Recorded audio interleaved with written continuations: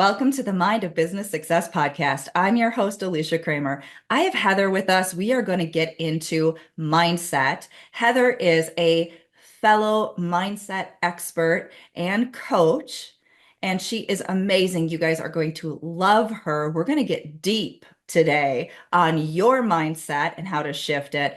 Welcome to the show, Heather. Hello, thank you so much for having me. So, here we are talking about mindset again. I know this is a topic that you and I have easily been able to we can spend a lot of time talking about this. And I know that there's going to be a lot of value in this for our listeners. Before we get into some of the mindset shifts that I'd love for our listeners to experience during this episode, take a couple moments and tell us a little bit about your business. Well, I got started. I think life is always directing us if we pay attention to the signs. And I did what we're conditioned to do. I went to school, I got a degree, I got another one, I climbed the corporate ladder, and after 10 years, I was just unfulfilled, not happy, going through life's motions. And I think that's what happens for a lot of people. You can create change in your life from one of two ways. You can feel inspired and motivated, like when I've watched a documentary on maybe an Olympic athlete and I'm inspired and motivated to go for a run. But most people create change in their life from a state of suffering and struggle. And it could be a health scare wake up call, bankruptcy, divorce, or what's also happened for me, just kind of like being sick and tired of being sick and tired. And so 2017, I took a leap of faith. I quit corporate because I just couldn't live life, what I complained about, living life on a hamster wheel. Took a leap of faith. I had no plan other than I needed a break. And then everything's just kind of unfolded. I got into podcasting and coaching, and it turns out my dream as a young girl to be a teacher is exactly what I get to do today, something I'm so passionate and on fire about. You have that perfect balance between the entrepreneurial mindset and the athlete mindset. And we're going to talk about that. This is a resonant subject for a lot of business owners. A lot of high achievers are also into, they're very athletic. They're into sports. They work out. They have some type of some type of drive outside of business. There's similarities there in the mindset. Yeah. Now, as we dive into this, I know that not everybody listening has that interest in athleticism. They're not interested in sports, and that's okay. I'm going to ask that those individuals stick with us because there's still going to be so much value in this for them. Because what we're really talking about here is some core fundamental mindset shifts that people need to adopt if they haven't already, that are sort of drivers for creating success. So now I want to hand the mic over to you and let's talk about that. I'd love to talk about this from your perspective as a very athletic individual. Uh, what do you see in yourself and with your clients are some of those core mindsets that cause people to excel physically as well as in business? So we all learn by stories, and I can literally turn any sport or honestly any experience into a mindset lesson. I could come from snowboarding, surfing, running. I'm an endurance athlete, triathlons, etc. But what I want to share with you today are five key takeaways the game of golf taught me. And this is so applicable to life. So here's what the game of golf taught me. The first principle is we have to have a clear aim. And what I find for many individuals is that lacking clarity and vision and just going through life's motions. living life on autopilot, same shit, different day. And then they wonder why they feel stuck or unfulfilled. It's like, the insanity loop. You can't keep doing the same thing over and over expecting new results. So, number one, you have to have a clear aim. And so many people are seeking motivation. Motivation is fleeting. Motivation cannot be found out there. I believe, and from experience, when you have a clear aim, when you have vision, when you have purpose, when you have that strong why, motivation is intrinsic. Nobody's getting me out of bed to go to the gym in the morning. Nobody is motivating me to create content. Nobody is, lighting a fire under me to take action. Like that is just, it's become my identity. So identity is a big piece, but we'll start there. So first up, you have to have a clear aim. If you don't, now's the time to figure that out. What do you want? What do you want to have be, do, or experience in this lifetime? The second step, and we can go into like the neuroscience behind all this, but it's mental rehearsal. It's that visualizing from the end result. Neville Goddard would teach us this, right? Law of assumption, living from the end. But we know how powerful visualization is from athletes. They visualize the play. Olympic athletes visualize the race. So they've mentally rehearsed in their mind, and then it plays out that way in your life. There's studies that show mental rehearsal, just visualizing versus the actual act of, let's say, shooting a basketball, the same neurons are firing internally. That's how powerful your imagination is. So the second step is that consistent repetition of mentally rehearsing how you want the call to go, how you want the interview to go, how you want your business revenue, whatever it may be, you have to first see it in your mind. You know what Bob Proctor always said, whatever you can see in your mind, you can hold in your hand. Or that reality is created twice, once in imagination, then once in reality. Third step is be mindful of self-talk. Now, I love golf because I don't take it serious, but I can observe and I know what players are going to have a good day based on their self-talk. So if you're not mindful of your self-talk and you become your biggest critic and you're beating yourself up and you're creating this self-doubt and feeling unworthy and not enough and not capable, life is a self-fulfilling prophecy. You're talking yourself out of greatness. Instead, like I've become my biggest cheerleader.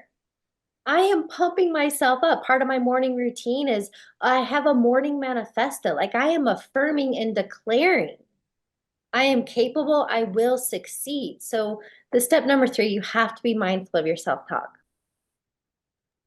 Any questions or you want me to keep going? Keep going, girl. You're on fire. Fourth step, you have to stay present. The other big mental barrier I see people do is dwelling on the past or anxious and worried about the future. I had calls with individuals in the last few weeks telling a story. So pay attention to the stories you tell, but telling a story, and this one guy specifically, for the last 12 years, I've been held back and just telling me all his woes. Let go of yesterday's. Like your current circumstances are an echo of your past thinking and being. If you don't like your current circumstances, you have to tell a new story. And every moment is a fresh start. So that's the fourth, stay present. The fifth and final, and I think this is one of the most important, is you have to have fun and celebrate along the way. And I do little things. Like, are you familiar with the show on Netflix, Selling Sunset? Vaguely, vaguely. It's a It's real estate show, right? Yeah, it's high-end luxury real estate in like all over California. But here's what I loved about the show and what I took away from that. They have this huge gold bell that when they have a sale, they get to go ring this gold bell. And what that does is it's the stimulus and response. And so I literally got this little gold bell on Amazon and I celebrate my wins. I celebrate new clients, YouTube subscribers, getting wins and being on somebody else's podcast, like getting to share this. I'm celebrating my wins because that also keeps me in a high emotional, vibrational state and we get more of what we're emanating. So those 5 life lessons golf taught me, I believe, are applicable to every area of our life. It's true. It's true. I love that. Now, when you point out applicable to every area of life, I really want to shine the spotlight on that because I don't know if you had this mindset BS early on in life. I think it translated over from working at a job early on. There is this separation that people create between career, fun time, family time, and although those are unique individual components of our life, they're not just completely separate because we are the common denominator in all of them. Our beliefs, our self-image, our mindset determines the quality of our business, the quality of our relationships, the quality of our physical well-being. And the principles are the same for all of them because every aspect of that falls within this vast umbrella of how the universe works. Now, when I was on your podcast, you referenced Florence Scovel Shinn and her book, The Game of Life. I love that book. Let's talk a little bit about the game of life. I'm always talking about the inner game of business and the outer game of business and how both are essential. You can't just simply visualize taking the shots, right? Practicing the dribble and taking the shots. You actually want to get on the court and you want to physically play the game. It's not purely just for the purpose of the inner experience. You want to have both the inner and the outer experience. Let's talk a little bit about these fundamental laws, these principles of life and these principles of success. So when I ask that question, we could probably go a lot of different directions, but I'm just going to let whatever comes up for you and let's just go with that. Let's talk a little bit about that, the fundamentals, the laws of the universe, the game of life, and what does that actually mean? So there's two things I actually just wrote down that I want to say in reference to what you just asked. The first one is there was a period of my life when I was a self-help junkie. And I know a lot of people are in the boat. I know what I need to be doing, and I'm still not doing it. So, yes, mindset is everything, but it also is about inspired action, aligned action. So when you're a self-help junkie, constantly consuming podcasts and reading books and going to seminars, but you're not applying and implementing the tools, I think about it like I'm a scientist in my own life. I'm very curious, so I live in a curiosity, but I am applying and testing principles out to figure out what works for me. So, yes, you have to take action. So, what we're teaching today, go apply it to your life. The second one, what you shared, I love the Hermetic principles, the seven Hermetic principles, this great ancient wisdom that science now has proven. But the first one is mentalism. And it simply states all is mind, that your mind is the cause of every effect in your life. And I'll give a great example.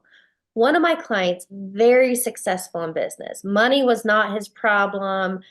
Um, he just had a I can do attitude in business, very successful in business. But his relationships were a whole nother story. And I kept reminding him, you already have the skill set, you already have the mindset in business. You're confident, you have clarity, you show up consistently, that positive self-talk. Like he didn't have blocks. But when it came to dating and relationships, his story, women are broken, he had fear of abandonment, self-doubt, insecure, frustrated, and impatient. And I just kept reminding him that state of being, that mentality, that emotional state is never going to attract the woman that you want. but you already have the skill set in business. So, for listeners, take a look at an area of life that is you excel in. What is your mentality, your emotional state, and your actions in that?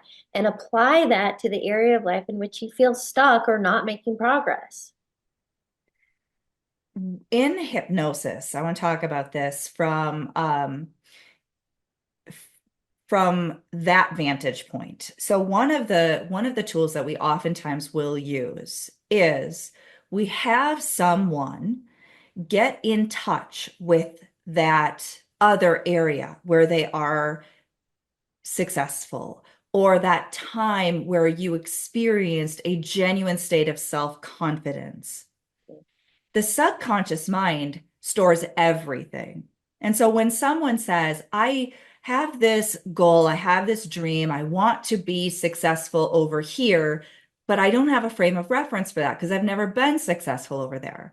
Well, what I like to say is you couldn't have a desire to be successful if you didn't, on some level of yourself, have a frame of reference for that. We don't just desire something that we have no frame of reference for. It's not possible. You don't have a desire to feel a certain way if you've never experienced that feeling. There would be no frame of reference for the mind to even have that desire. So, what we need to do is we need to get in touch with the closest thing that resembles that, or to find within ourselves, what would it feel like to have that reality? What would it feel like to have that level of success? It's in there somewhere. Once you're able to get in touch with that that mindset, that emotion, that it might even be a memory, that experience that's already within you at the subconscious level of the mind. Now we can anchor in to that state, to that feeling. We can let the imagery of the other experience sort of fade away, and we can just lock into the experience, the the physical, mental, emotional, vibrational reality of that. And then in hypnosis, and you can do this like you do with your clients, right? It's just about creating that bridge. It's about creating the connection. And so now you take that feeling and you sort of merge this other area. So in your client's case, right, it would have been really feeling his unwavering belief in himself and his business. That's a state of mind, it's a state of being. And once he is fully and completely vibing that, feeling it, it's resonant within him, it's fully and completely active. And we know that anytime we're in a strong emotional state, it's fully and completely activated, right? Then you pull in that other area. Usually there's a little cleanup work, right? You got to make sure that you don't have, not trying to bring in the triggered stuff, but you are able to then take that same feeling and merge that with the vision that you want to create in that other area of your life. Now, we can all do that. The reason I love doing it in hypnosis is because you're in that heightened state of suggestibility, which sometimes makes it a little bit easier because you're less suggestible to your old conditioning in that state, which means you're not activating those triggers. And so it's a little bit easier process to marry the two together. But for our listeners, what we're talking about here is an exercise that they can implement, to your point, right? Implement it. Use this stuff. Don't just get stuck in the intellectual side of things, but find that feeling that you want to embody in that other area of your life, whether it's business or relationships or whatever it may be. And that's a beautiful thing that you're talking about with athletes, right? What are they doing when they're visualizing those perfect shots? They're feeling it. They're hearing the swoosh. They're feeling the sensations of the ball leaving their hand. They're watching it as it flies through the air in the perfect direction with the perfect intensity and the perfect distance. And so it becomes this complete experience of belief and expectation. And the subconscious mind is literally creating all of those neurological, the synapses are firing and it's creating and it's wiring and it's creating this experience within us at the subconscious level of the mind, which makes it that much easier to recreate it. And you mentioned earlier, right? Consistency and repetition, repetition, repetition. That's how we program that deep, deep, deep, level of programming where it becomes second nature and it just starts to happen automatically. On that, I talk about the ABCs. Action builds confidence. Because when you get stuck in analysis paralysis, overthinking or feeling overwhelmed, well, start somewhere, start with one thing. But what you talked about, even if you're not in hypnosis, Tony Robbins is all about state, story, strategy. And state is that emotional state. And think about it. A lot of times when you're in a slump or don't feel good, like your poor posture, sitting down, laying down, you're kind of slumped over. So when you move your body, physiology, so for me, even to get in that high vibe energy, I literally did this yesterday. I have a dance party. Go for a walk, dance it out. Like you can have this power pose, that Wonder Woman power pose. But when you're in a better emotional state, now you can still tell an empowering story. Now you're literally pumping yourself, creating that confidence. Then you take action. Then you come up with a strategy or plan. But it's the emotional state first, which we're telling you it's an inside job. Get the inside right, the rest will follow. I would love to continue because there's so much that we didn't get into that could really help clarify some of these principles even more. Uh, because we don't have time, I want to make sure our listeners know how they can get in contact with you, they can learn more from you, uh, where they can learn about working with you if they want to take that next step on their journey. Best place to start is my website. It's Heather Hakes, Hakes, heatherhakes.com. I do have free resources. I also have a podcast, but that's a great first place to start. I love these conversations, and I always feel like it's incomplete because there's so much more that I know I could extract out of you to share with my listeners. Um, that being said, you dropped some powerful nuggets, some things that people can go out and actually start to integrate and implement. And I highly recommend you reach out, you connect with Heather. You're amazing, Heather, beautiful human being, full of wisdom, and you practice what you preach, which is always awesome to see. With that being said, thank you so much for being with us today. Thank you for having me. And thank you to all of our listeners. You know we're doing this for you. If you haven't already subscribed, make sure you do so. And until next time, we will see you in the next episode.